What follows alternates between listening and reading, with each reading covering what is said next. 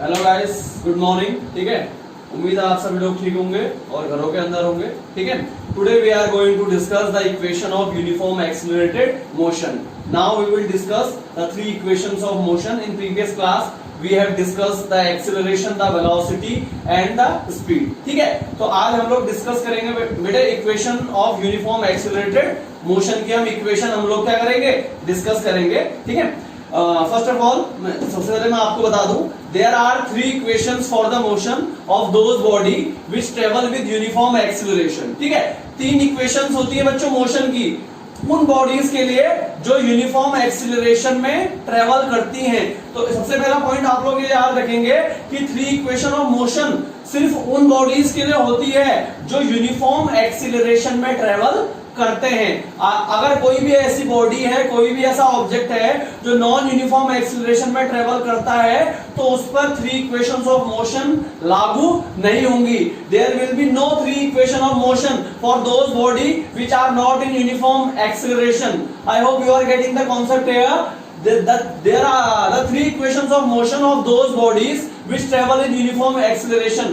Three equation of motion उसी bodies के लिए होंगी जो यूनिफॉर्म एक्सिलरेशन, जो बॉडी यूनिफॉर्म एक्सिलरेशन में ट्रेवल करेगी। ठीक है, समझ गए होंगे आप लोग। आगे चलते हैं, देखिए these equation give relationship between initial velocity, final velocity, time taken, acceleration and distance traveled by the bodies। ठीक है, अब एग्जामिनर क्या पूछेगा, एग्जामिनर ये 1 मार्क्स में क्वेश्चन पूछ देगा कि जो तीन इक्वेशंस मोशंस की होती है वो क्या रिलेशनशिप देती हैं, उनका रिलेशनशिप क्या होता है। तो याद रखिएगा, दीज इक्वेशंस गिव रिलेशनशिप। ये जो इक्वेशंस होती हैं ये रिलेशनशिप्स देती हैं किसके बीच में, इनिशियल वेलोसिटी के बीच में, फाइनल वेलोसिटी के बीच में, टाइम टेकन के बीच में, एक्सीलरेशन के बीच में और distance travel by the body. ठीक है, इन सब के बीच में रिलेशनशिप ये इक्वेशन देती हैं। ठीक है, the examiner will ask the three equations of motion give relationship between, तो you can write initial velocity, final velocity, time taken, acceleration and distance travel by the body. I hope you are getting my point here. ठीक है, if you are not getting, please rewind the video and watch the video again, and for that you have to watch the video. Okay, now we are going to the first equation of motion. ठीक है, हम पहली equation of motion पे चलते हैं, one by one करके हम equation of motion start करेंगे। तो we are going to start the first equation of motion. Now the listen carefully here, the first equation of motion is v is equal to u plus at।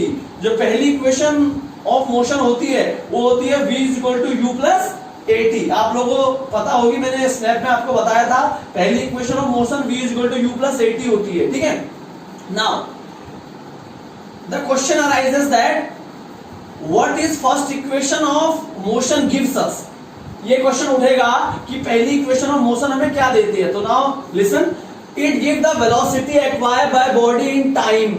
ठीक है, जो first equation of motion है वो हमें velocity देती है जो एक बॉडी ने प्राप्त की होती है निर्धारित समय पर। याद रखिएगा, the first equation of motion v is equal to u plus at, it gives the velocity acquired by body in time। जो पहली इक्वेशन ऑफ मोशन होती है वो हमें क्या देती है, वेलोसिटी जो कि एक बॉडी ने प्राप्त की होती है निर्धारित समय पर। Understood? I hope you are getting the point here. Now we are going to start the derivation of first equation of motion. अब हम स्टार्ट करेंगे derivation, because it is easy to learn v is equal to u plus at, and the toughest part of this equation is that we have to derive, we have to prove from where v is equal to u plus at is came। ठीक है, ये सबसे आसान होता है कि v is equal to u plus at सबको पता होता है, लेकिन आया कहां से, डिराइव कहां से हुआ, कैसे प्रूव करना है, ये एग्जाम में ज्यादा पूछा जाता है। ठीक है, तो now listen carefully the derivation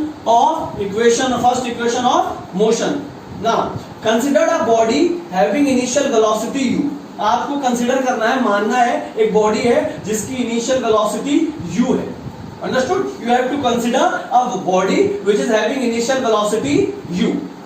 understood? Now suppose it is subjected to a uniform acceleration a, और ये सपोज करना है, ये मानना है कि उसके अंदर एक यूनिफॉर्म एक्सीलरेशन है। क्या है? यूनिफॉर्म एक्सीलरेशन है जिसको हमने a एज्यूम किया है, जिसको हमने a माना है। ठीक है, now so that after time t its final velocity v. Now the question arises that क्यों हमने उस बॉडी जिसकी इनिशियल वेलोसिटी u है उसमें हमने एक्सीलरेशन यूनिफॉर्म क्यों माना है, नॉन यूनिफॉर्म क्यों नहीं माना है? ये क्वेश्चन अराइज होता है बच्चों के माइंड में। अब देखिए वो जो बॉडी थी इसके अंदर इनिशियल वेलोसिटी u थी, उसमें हमने uniform acceleration uniform acceleration assume किया है a, वो इसलिए एज्यूम किया है so that after time t it's final velocity v, ताकि टाइम के बाद, समय के बाद उसकी जो फाइनल वेलोसिटी है वो v आ जाए। क्या आ जाए? v आ जाए। ध्यान से समझिएगा, हमने एक इनिशियल वेलोसिटी, एक बॉडी जिसकी इनिशियल वेलोसिटी v u है, सॉरी, उसमें हमने एक्सीलरेशन यूनिफॉर्म माना है। क्यों माना है? ताकि कुछ समय बाद, निर्धारित समय बाद उसके फाइनल वेलोसिटी v हो जाए। ठीक है? I hope you are getting. We have suppose initial velocity u and uniform acceleration a and time t and final velocity v. Now from the definition of acceleration, अब आपको acceleration की definition पता है, मैंने 10 बार बताई है। acceleration की definition आपको पता है, अब हम acceleration की definition से निकालेंगे। What is the definition of acceleration? Acceleration is equal to change in velocity upon time taken. Now the formula of change in velocity, final velocity minus initial velocity upon time. I hope you are getting. Now what is the symbol of acceleration? A. What is the symbol of final velocity? V. And what is the symbol of initial? U. And what is the symbol of time? T. So what is the formula of acceleration here? V minus U upon T. Clear? Now listen. Now from here we cross multiply. ठीक है, cross multiplication हम लोग करेंगे at is equal to v minus u। ठीक है, cross multiplication किया तो at is equal to v minus u हो गया। ठीक है, नाउ v की पोजीशन हमने चेंज कर दी। ठीक है, और u की पोजीशन यहाँ, u को हम यहाँ से यहाँ ले आए। ठीक है, v को हम राइट हैंड साइड से लेफ्ट हैंड साइड ले आएंगे और a2 को लेफ्ट हैंड साइड से राइट हैंड साइड ले आएंगे। तो क्या हो जाएगा? v इधर आ जाएगा। ठीक है, u यहाँ माइनस का यहाँ जाके प्लस आ जाएगा और ये इधर आएगा, हो जाएगा प्लस। तो क्या हो गया? v is equal to u plus at। और फर्स्ट इक्वेशन ऑफ मोशन क्या होती है? v is equal to u plus at। ठीक है, तो ये क्या होगी? प्रूव होगी इक्वेशन। ठीक है, एग्जाम में आपको प्रूव करना बताएगा। ठीक है, तो I hope you are getting the derivation of equation, first equation of motion आपको समझ में आ गया होगा। v is equal to u plus at कैसे आया? ठीक है, अब यहाँ पर v आपको पता है क्या होती है? Final velocity of the body होती है। ठीक है, u इनिशियल वेलोसिटी होती है और a एक्सेलरेशन होता है और t टाइम टेकन होता है। ठीक है, तो आप समझ गए होंगे, ये है आपका derivation first equation of motion का। अब कुछ बच्चे बोलेंगे कि सर हमने तो नोट कर लिया, हम लोग ये वीडियो नहीं देखिए। बेटा वीडियो अगर आपने नहीं देखा तो डेरिवेशन आएगा एग्जाम में, ये 90% चांस है नहीं आएगा, डेरिवेशन आ सकता है। तो डेरिवेशन के लिए मैंने वीडियो बनाया था। ठीक है, तो उम्मीद ये करता हूँ कि आप लोग ये वीडियो देखा होगा, आप लोग वीडियो देख रहे होंगे और समझ रहे होंगे। ठीक है, तो ये आज का सेशन था। ठीक है, लेकिन सेशन खत्म होने से पहले एक इंपॉर्टेंट इंफॉर्मेशन मैं आपको देना चाहूंगा कि कल बेटा आप लोगों का कॉपी सबमिशन था। ठीक है, तो मेरे पास यहाँ पर लिस्ट है जो 9th वाले बच्चे थे, 9th वाले बच्चों किन्होंने कॉपी जमा करी है और काम पूरा किन्होंने किया। देखिए प्रीति पांडे ने कॉपी जमा करी थी। ठीक है, और लक्की ने जमा करी, इनकम्प्लीट वर्क है उसका।